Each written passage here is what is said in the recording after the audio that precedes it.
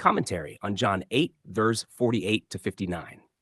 This passage stands as the climax of a tense exchange between Jesus and the religious leaders, where the issue is no longer merely doctrinal disagreement, but a direct confrontation over identity, origin, and authority. Verses 48 to 49. Accusation and clarification. The response of the Jews reveals the depth of their offense. Unable to refute his words, they resort to accusation, calling him a Samaritan and claiming he has a demon. This is a logical argument, but a dismissal of his person. Jesus answers calmly, denying the charge and redirecting attention to the true issue. He honors the Father, yet they dishonor him. The contrast is clear. His life is aligned with the Father, while their response exposes their distance from him. Verse 50. The true judge. Jesus does not seek his own glory. Instead, he entrusts judgment to the one who seeks and judges. This statement shifts the focus from human opinion to divine evaluation. Their rejection does not diminish him. It reveals their standing before God. Verse 51. The promise of life. Whoever keeps my word shall never see death. This declaration introduces a profound truth. Life is not postponed, but present in the hearing and keeping of his word. The emphasis is not on escaping physical death, but on entering a realm of life that transcends it. To keep his word is to receive, hold, and live in what he reveals, resulting in a present possession of life that cannot be interrupted by death. Verses 52 to 53. Misunderstanding the nature of death. The listeners interpret his words in a strictly physical sense. They appeal to Abraham and the prophets, all of whom died, assuming that Jesus' statement contradicts observable reality. Their question, "Are you greater than our father Abraham?" reveals their framework. Greatness is measured by mortality and legacy. They cannot yet perceive a life that surpasses physical limitations.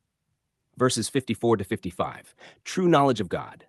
Jesus clarifies that his glory comes from the Father, the very one they claim as their God. Yet he exposes a critical truth. Claiming God is not the same as knowing him.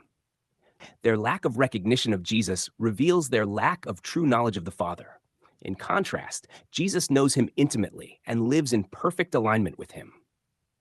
Verse 56, Abraham's joy. Abraham rejoiced to see my day, and he saw it and was glad. Here, Jesus reframes Abraham not as a distant historical figure, but as one who anticipated and embraced the fulfillment of God's promise. Abraham's faith was forward-looking, centered on what God would reveal. What they revere in history is now standing before them in reality. Verses 57 to 58. The eternal identity of Jesus. Their confusion intensifies.